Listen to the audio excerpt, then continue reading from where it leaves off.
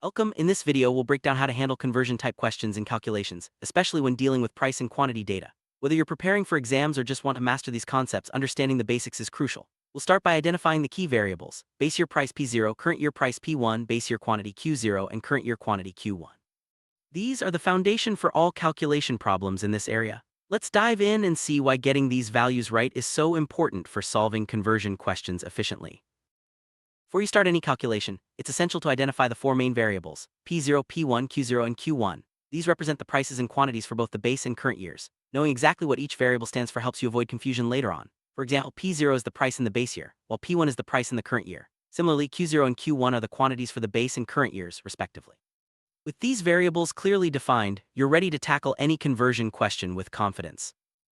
One of the most common challenges in conversion questions is dealing with different units. For instance, you might find prices listed per kilogram but quantities given in grams or quintals. If you don't align these units, your calculations will be off. That's why the first step is always to compare the units for every item and make sure they match. This step ensures that you're working with consistent data, which is the foundation for accurate results.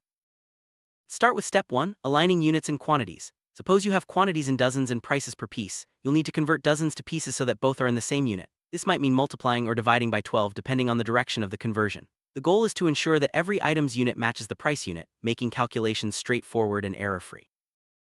Some common unit conversions you might encounter include converting grams to kilograms, quintals to kilograms, or dozens to pieces. For example, 1 quintal equals 100 kilograms and 1 dozen equals 12 pieces. Always keep these conversion factors handy. By standardizing units before you start your calculations, you'll save time and avoid mistakes.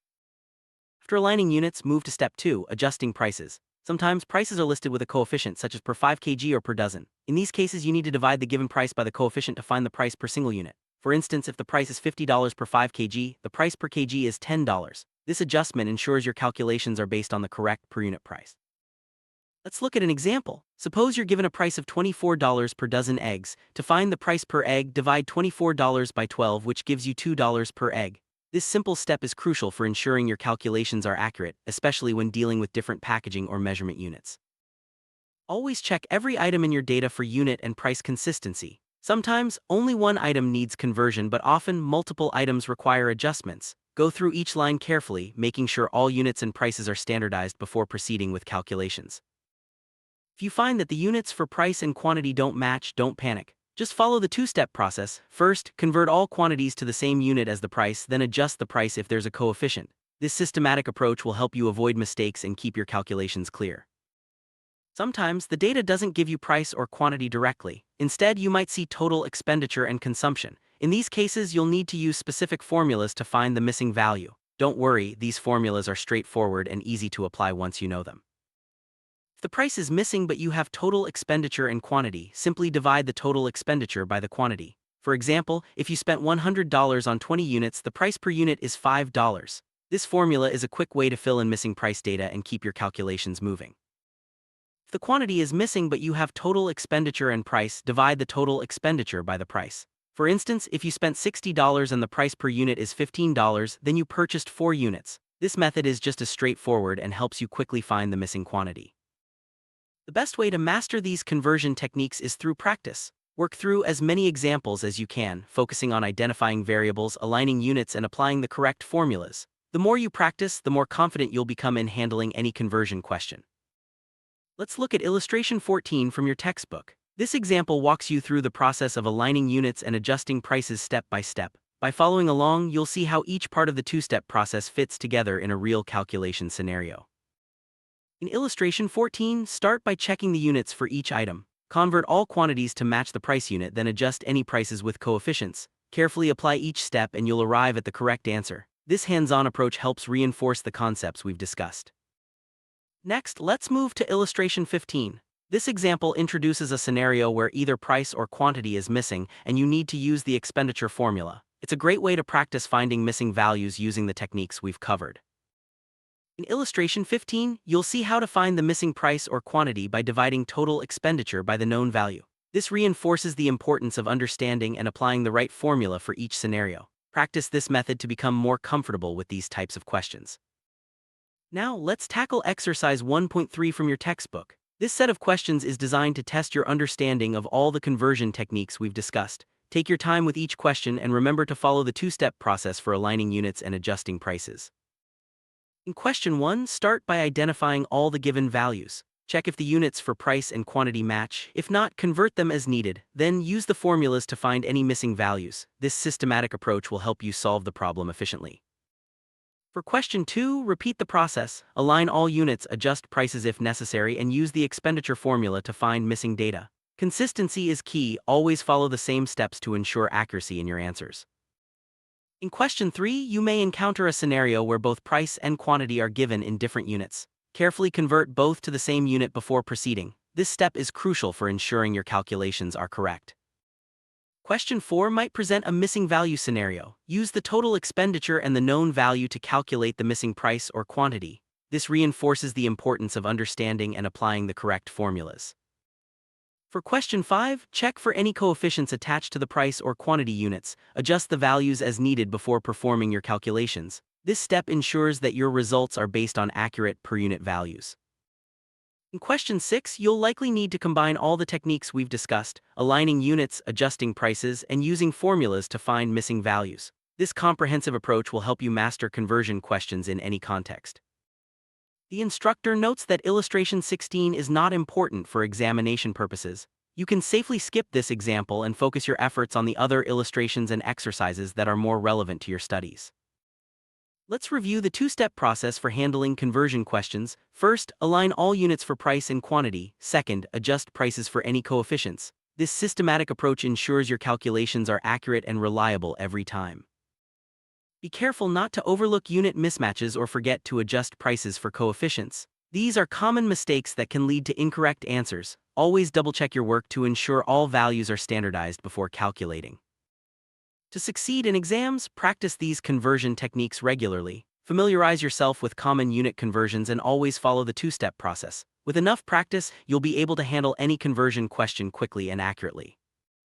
Remember these key formulas: price equals total expenditure / quantity, and quantity equals total expenditure / price. These simple equations are your go-to tools for finding missing values in conversion questions. Now that you know the steps and formulas, apply them to different scenarios. The more you practice, the more natural these processes will become. Try creating your own examples to test your understanding and reinforce your skills. After solving each question, always check your answers. Make sure the units are consistent and the calculations make sense. This habit will help you catch mistakes early and improve your accuracy over time. As you practice more, you'll build confidence in handling conversion questions. Don't be discouraged by mistakes, use them as learning opportunities. With time, you'll find that these calculations become second nature. These conversion techniques aren't just for exams, they're useful in real-world scenarios too. Whether you're comparing prices at the grocery store or analyzing business data, knowing how to align units and adjust prices is a valuable skill. Let's try a practice problem together. Suppose you have 500 grams of rice priced at $2 per kilogram. First, convert 500 grams to kilograms, 0.5 kg, then calculate the total price by multiplying 0.5 by $2, which equals $1. This example shows the importance of unit conversion.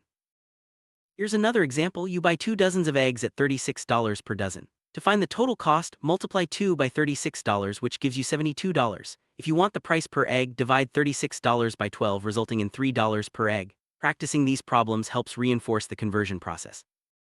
Suppose you have a total expenditure of $120 and the price per item is $15. To find the quantity purchased, divide $120 by $15, which equals 8 items. This straightforward calculation is a common scenario in conversion questions. Imagine you're given a total expenditure of $90 and a quantity of 10 units. To find the price per unit, divide $90 by 10, resulting in $9 per unit. This method is quick and ensures you always have the correct price for your calculations. Let's say you have 3 quintals of wheat and the price is given per kilogram. First, convert 3 quintals to 300 kilograms, then multiply by the price per kilogram to get the total cost. This example highlights the importance of unit alignment. Suppose the price is listed as $60 per 5 kg. To find the price per kilogram, divide $60 by 5, which equals $12 per kilogram. This adjustment is necessary whenever you see a coefficient next to the unit. If you have 24 pieces and the price is given per dozen, first divide 24 by 12 to get 2 dozens, then multiply by the price per dozen. This ensures your calculations are based on the correct quantity and price relationship. Let's try a scenario where both price and quantity are missing, but you have total expenditure and a coefficient. Use the formulas to find the missing values, adjusting for the coefficient as needed. This comprehensive approach ensures accuracy. Suppose you're given prices in different currencies or measurement systems. Always convert everything to a common system before calculating. This step is essential for maintaining consistency and accuracy in your answers. Imagine you have a price per box but quantities are given per piece. Find out how many pieces are in a box, convert the quantities, and then calculate the total cost. This method is widely applicable in real-life shopping and business scenarios. Let's wrap up with a final review. Handling conversion-type questions is all about being systematic. Identify variables, align units, adjust prices, and use the right formulas. With practice, you'll find these steps become second nature, making calculations quick and accurate. Congratulations on making it through this comprehensive guide to handling conversion-type questions. Keep practicing these techniques, and soon you'll be able to tackle any calculation problem with ease. Remember, consistency and attention to detail are your best tools for success.